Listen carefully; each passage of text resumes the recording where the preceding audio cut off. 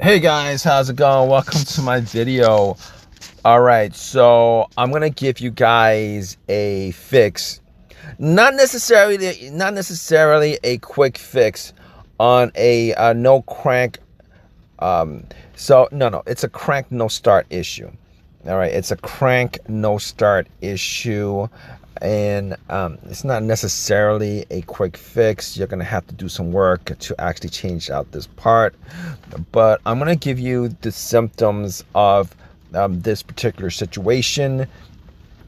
So basically, the car was running fine for most of the day. The other day, parked it, and then the next morning it wouldn't run. It would crank, but it wouldn't start. I did the usual tests. Normally with a situation like this, you're probably thinking maybe it's a low battery. So, like any situations like this, you're gonna want to check your battery to see whether it's good or not. So, good thing that I had, it was at home. I was able to get a multimeter and just to check the battery, just to make sure that the battery was good, and the battery was good. It read about 12.6, fully charged up. So I moved on to other things because you normally want to do the battery check first, because just to get that out of the way. A lot of times either a low battery or battery is not fully charged, or could cause these kind of situation, and you always got to evaluate whether the crank is a strong crank or a slow crank or a weak crank, etc., etc. But if you're around this, but if you had these situations happen, you kind of know what to look for. Regardless, the battery was good. Just made sure that the terminals, the cables on the battery terminals were clean and were tight, and they were clean and they were tight. Also, the negative wire was fully connected to the frame of the vehicle, so I didn't have any kind of issues with that. So I was thinking that it could be other things besides whatever that might be electrical. It could be maybe the maybe a fuel issue. Maybe the fuel pump wasn't working for whatever reason. It could be a fuel filter that was clogged. So I had to do a little check on that. Um, you know, uh, Took a fuse tester and tested out all the fuses. All the fuses were good. There was not a single blown fuse in the fuse box. And I didn't test the relay. I didn't test the relays because it's very, very, very difficult to test the relays. But I was able to I was able to get a pretty good diagnosis of what the real problem was. Seeing as how if you guys have the situation, there's like so many different things that could cause a crank no start situation. It could be maybe the key fob, the battery and key fob, maybe it's not reading the key, etc., etc. I've had videos where I actually did do some tests on that.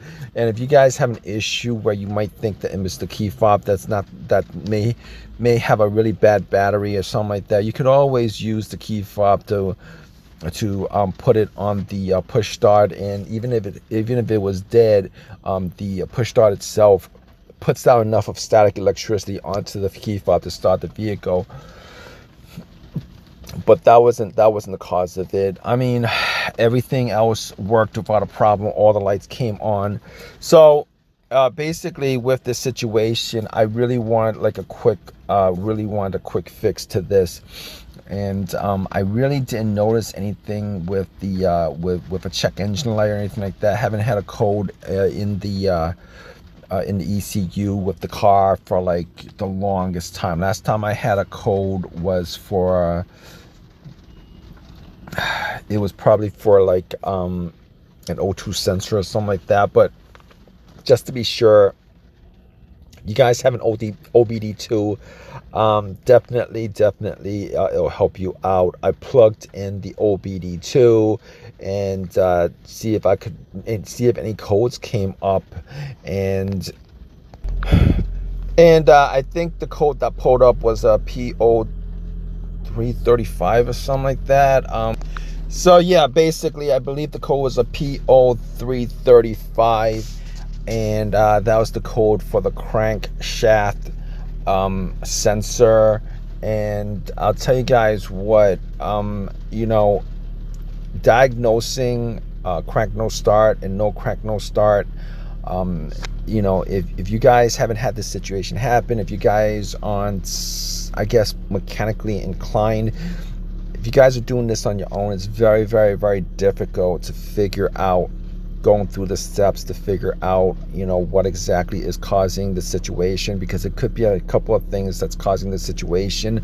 But if you guys have an OBD2 scanner, it makes it a lot easier, and a bad crankshaft position sensor will definitely cause a crank no start issue. Sometimes it'll start up, sometimes it won't start up, especially if maybe there's some wiring issues, a short, or maybe, you know, the sensor itself is bad in general.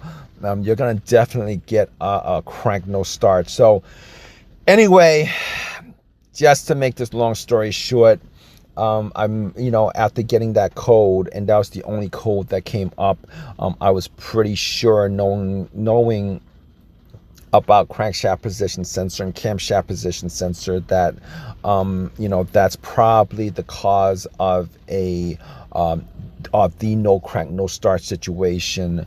So I did it myself. I drove to AutoZone, I got the sensor, popped it in.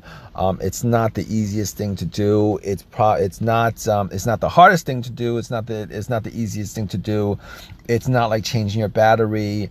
Most people would have to take it to the shop to do it, but after popping it in, popping the plug, you know, taking it out, popping a new sensor in, putting the plug in, and right after it's plugged in, I actually erased the code from the OBD2, and the car started up right away. Haven't had any issues since.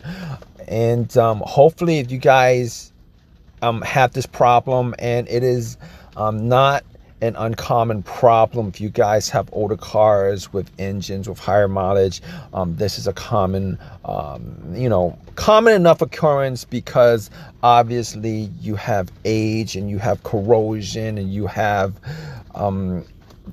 you know, the factor of wear and tear and stuff like that would cause these sensors to go out. And it's not just that sensor. I mean, if you have a certain mileage in your car, if it goes out, you know, if you have a certain mileage or over 75,000 or 100,000 miles, if your car is relatively an older car, you're gonna get a situation like this. It's one of those parts that are, you know, repairable. They're you know, if you know, you have the right tools for it, you can easily take it out, put it in. And if you guys are an OBD2, it'll save you so many issues as far as diagnosing, particularly when the answer to your problem is as easy as plugging it in, scanning it, and then a code comes up. It's not going to tell you directly that, you know, that's causing a no start, but knowing what the part is, you know, you definitely, if you've worked around cars enough, you definitely know that problem could definitely cause a crank no start situation. Anyway, let me stop rambling. If you guys have your own personal experiences with this, definitely leave a comment in the comment section. You know, definitely leave a comment either way, whether this has helped you guys out. Hopefully it has helped you guys out, and you guys are able to change up the sensor. Not the worst situation in the world, not the easiest situation to fix, but you know, as far as car issues go, it's not that bad. But anyway, Hope this video has helped you guys out. Please give me a thumbs up. Please subscribe and all that good stuff. Right, guys? Take care.